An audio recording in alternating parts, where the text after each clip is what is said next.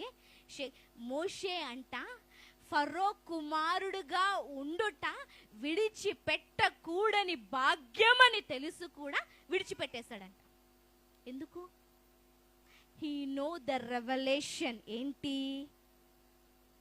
నేను ఒక పరాక్రమవంతుణ్ణి, నేను విడిపించేవాడిని, ఈ ప్రజలందరినీ కూడా నేను మాత్రమే తీసుకెళ్ళాలి అన్న ఒక రెవల్యూషన్ ఉంది. కాబట్టి ఈ సింహాసనం కాదు, ఈ దర్జా కాదు, ఈ ప్రజలు కాదు, లేకపోతే నా కంఫర్ట్ కాదు, నేనేం చెయ్యాలా?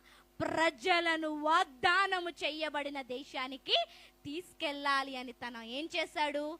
తన కంఫర్ట్ ని సాక్రిఫైస్ చేశాడు గనుక చరిత్రలో మిగిలిపోయాడు.